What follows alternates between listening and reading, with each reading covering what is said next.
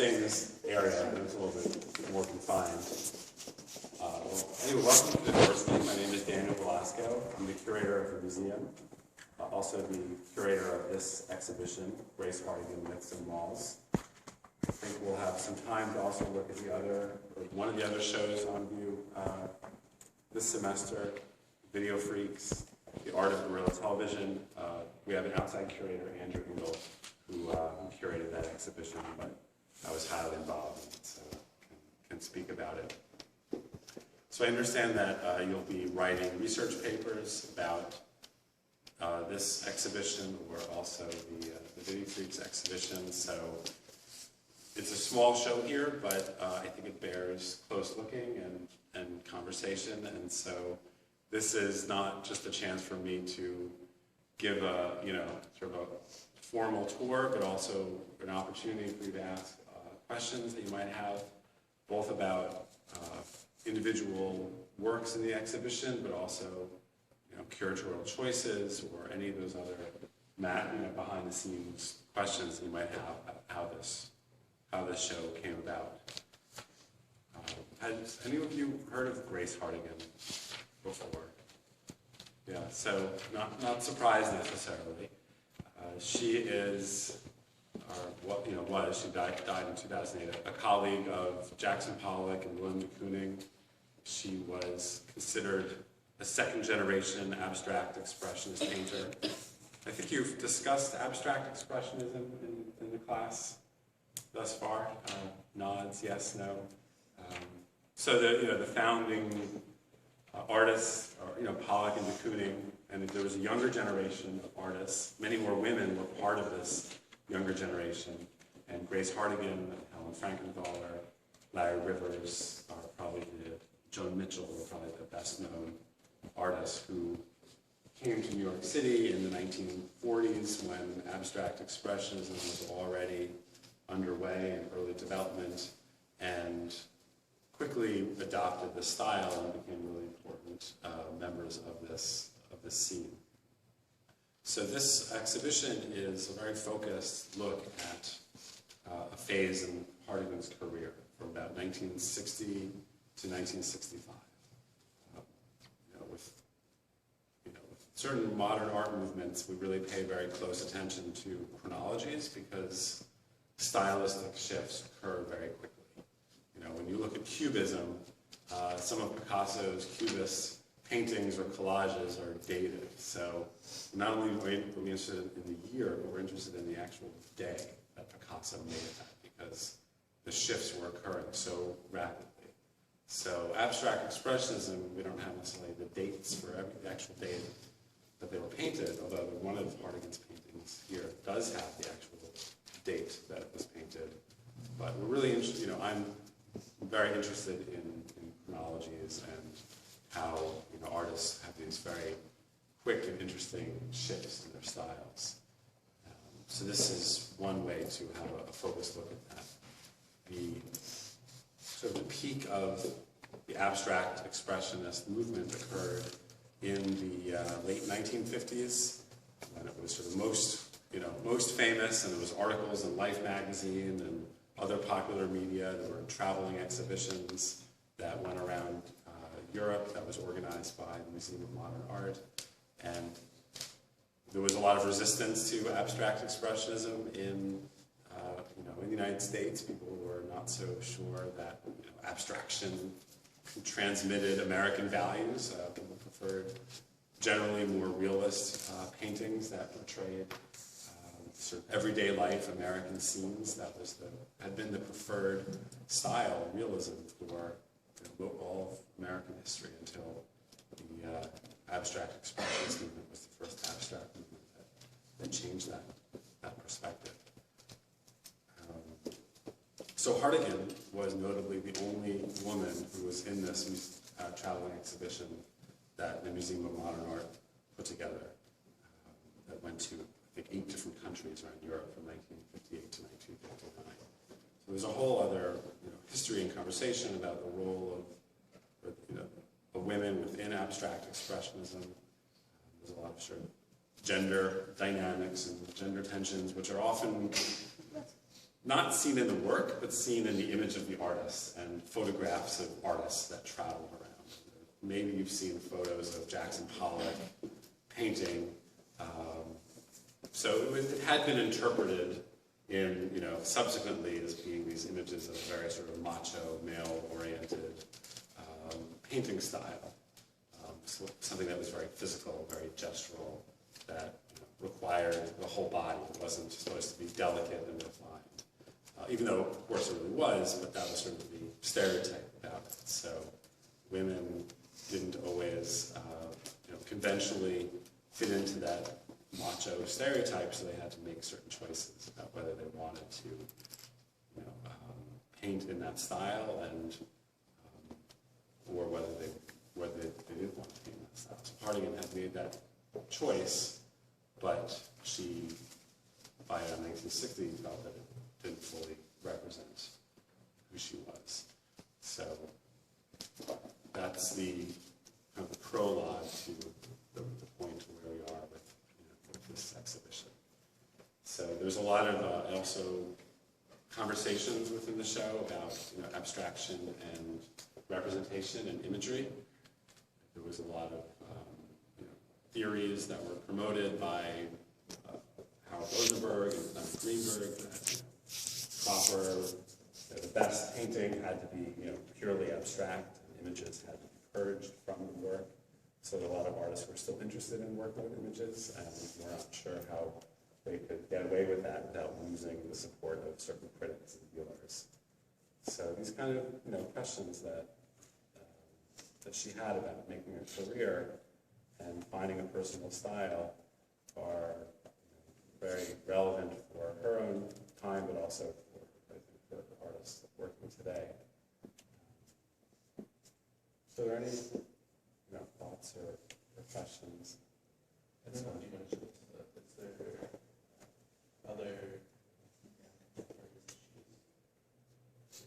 Yeah, well, Helen Frankenthaler and Joan Mitchell, especially Helen Frankenthaler, and we'll talk a little bit about Frankenthaler later. They were good friends, and they were in close conversation throughout the 50s and early 1960s.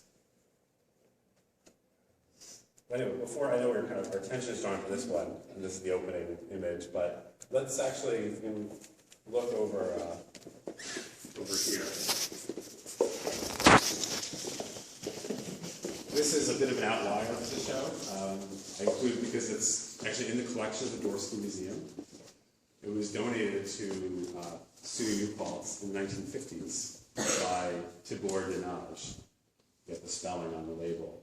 He was one of the major dealers in New York City who showed a lot of the younger generation of artists, including Joan Mitchell and Helen Frankenthaler and Larry Rivers and Grace Hartigan. There were a lot of poets who were very active with the Tibor Dinaj gallery, and they had a press, and there was a lot of interesting dialogue between poets, most famously Frank O'Hara, but also James Schuyler and other poets. So poets were often looking at the work of painters, and painters were reading the poet's work, and sometimes creating abstract images that were in response to. They created portfolios together that had word and image. So there's a real interesting dynamic between literature and image in the Tibor Dinaj scene of the early and mid-1950s.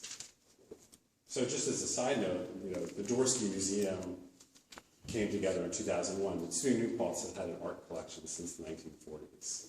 I think it may have been the first SUNY school to start an art collection. And so this has been owned by the university for decades, even though it's now called part of the collection of the Dworsky Museum. So any initial, this is 1952 that she painted this one, so any initial responses to how, this work, the color, the brushwork, the image, how does it relate to your, images you might have in your head of, abstract expressionist works that were done at the time by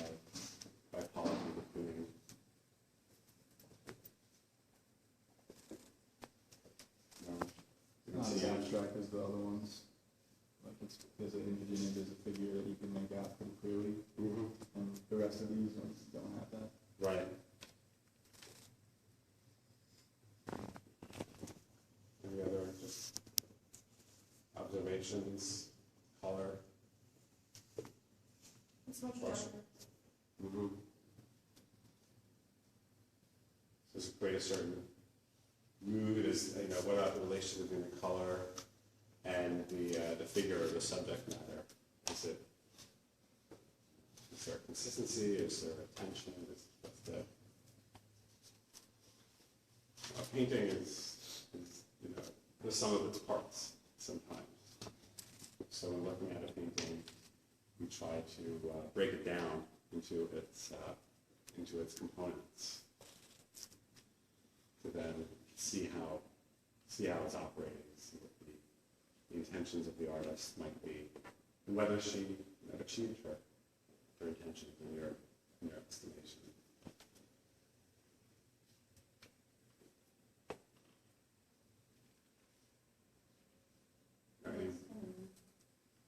Yeah, sometimes I You said that's a poet? I'm not sure who, it's called, the title is The Impresario. So it may be a portrait of John Myers, who was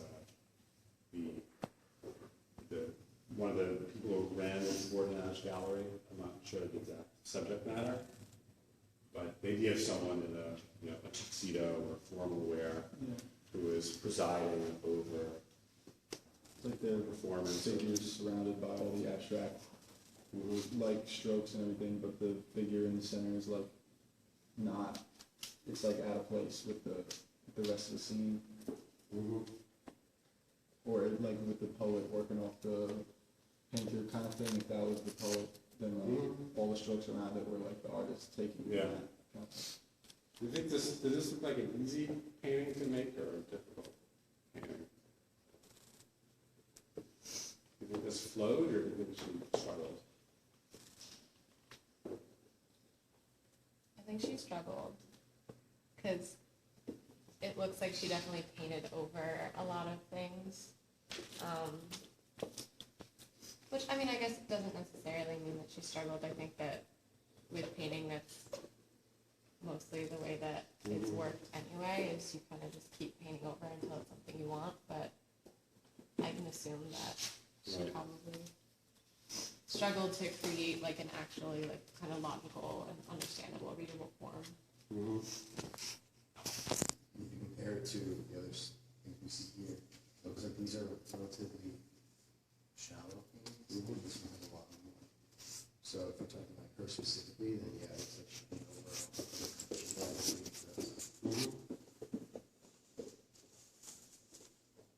Yeah, and this was typical for what she was doing in the early 1950s. She was interested in figural work. She had a studio on Hester Street in the Lower East Side, which is not where a lot of artists, right now it's, it's totally gentrified, but in the 80s it turned into a big art scene. But there were not a lot of artists in the 1950s who had studios in the Lower East Side, which at that point was still a bustling commercial hub, small scale commerce and manufacturing. She was very interested in the street life of the Lower East Side. She was interested in the storefronts. Perhaps Hartigan's most famous painting is from 1954 called Grand Street Brides, where she painted bridal outfits that were in a window of a store on Grand Street, which is one of the streets near Hester Street in the Lower East Side. So she's really interested in costume and performance and how we can play different roles through costume and performance and masquerade.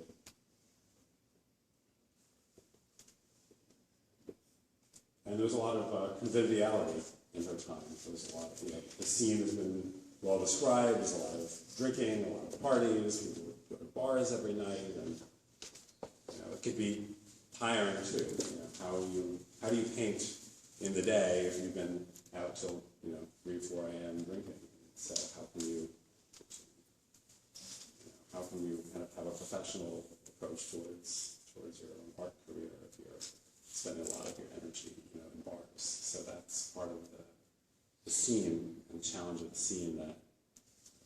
Hartigan and a lot of the other painters dealt with. Jackson Pollock, famously had a drinking problem, and his best work was produced when he was sober.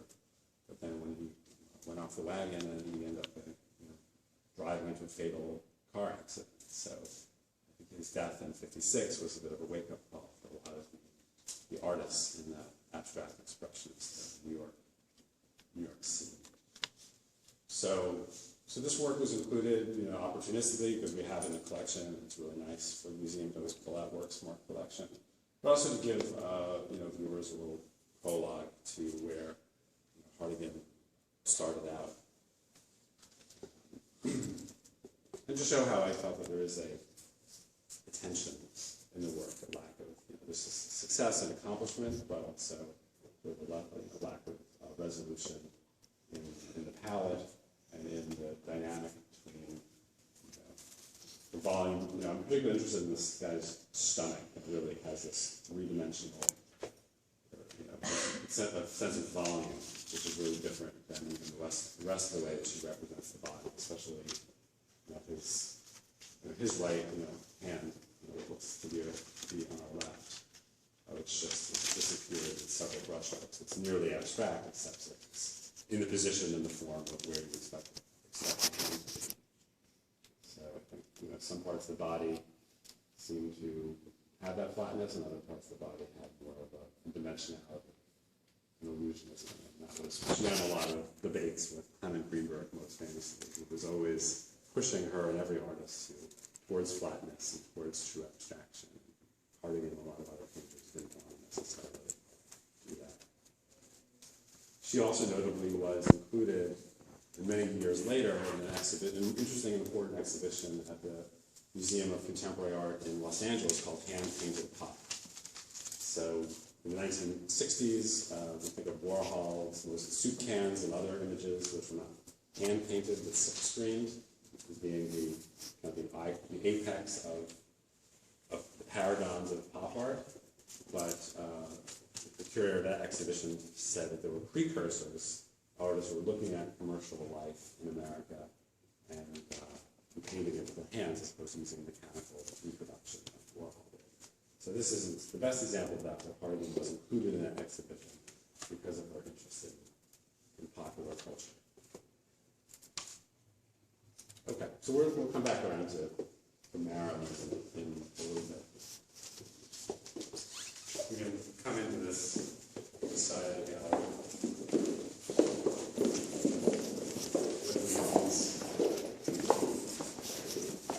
They're slightly out in front of where they have a consistency to them. So, she's 1960, David, Snow Angel in the middle. Any comparisons to Impresario? What's different and what's similar?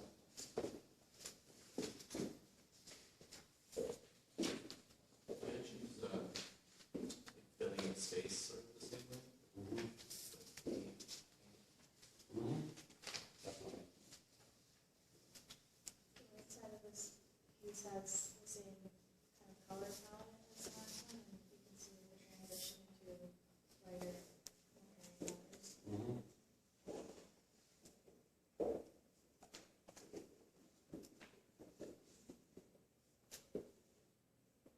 But technique, if you get up closely, you can see her use of the knife and scrape it. It becomes a big part of her work in this time period.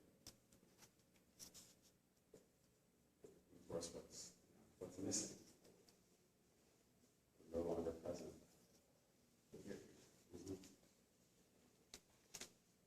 So do we miss the figure, or glad that she is working abstractly now?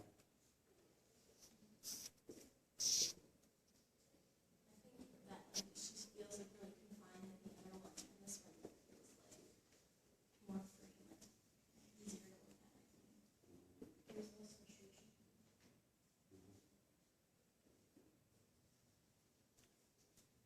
And has a title, it's called Snow Angel.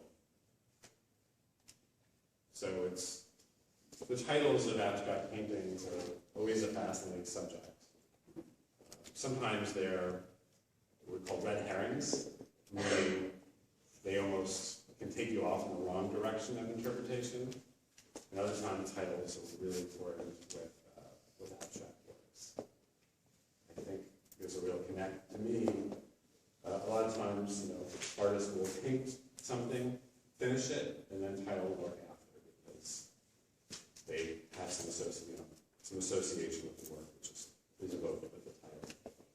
Other times, there's a title in mind as they're creating work. There's a known content or known subject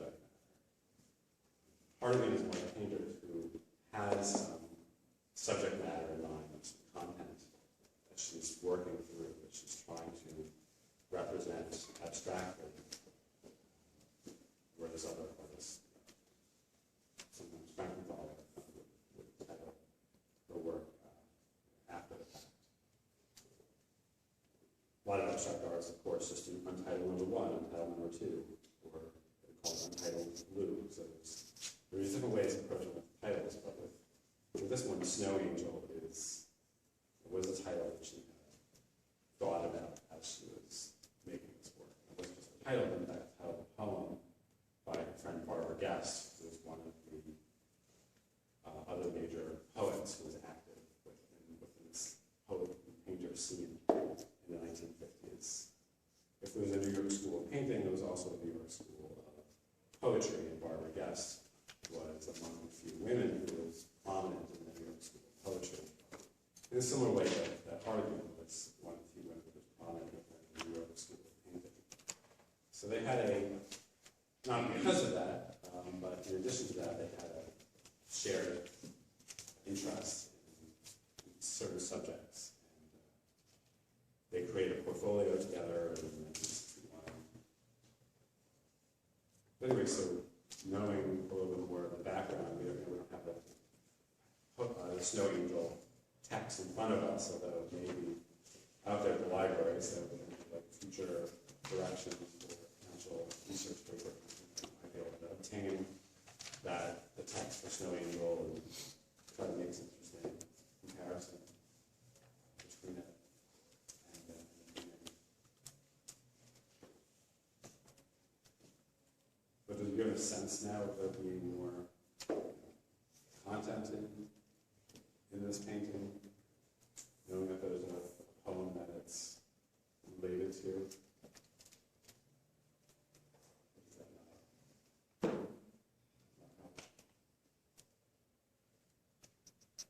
With how a Snow Angel, do we interpret the lines and images differently with that title, Snow Angel? Well, now that you know it's based on a text, you're not trying to really find Snow Angel in there. You know that it's more of a figurative. Mm-hmm.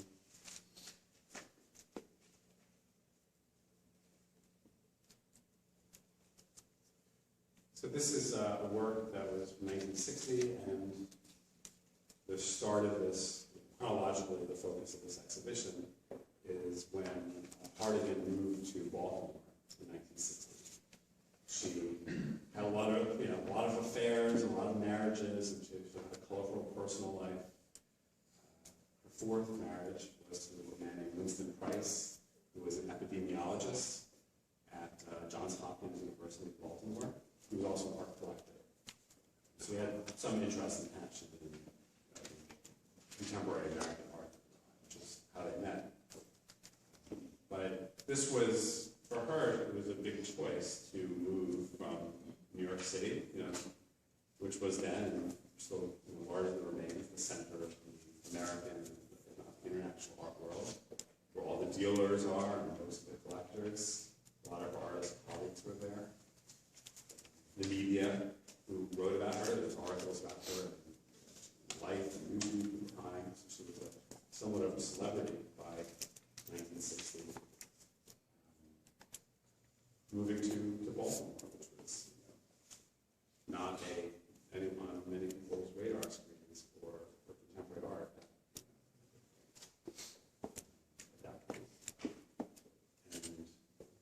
she made a very large personal choice to seek, I think, more stability, support, and quietness in her life, escaping this drunken scene that she had become tired of, and then also risking a certain amount of isolation too at that moment. So that's the start of this the show is her making this move from New York to Baltimore, her moving town, at the height of her fame, and she was squarely recognized as leading abstract expressionist painter, which was then the leading American art movement, and going on in her own direction, trying to shake off the style that she felt no longer fully represented who she was and what she wanted to express in her work, yet was what she was known for.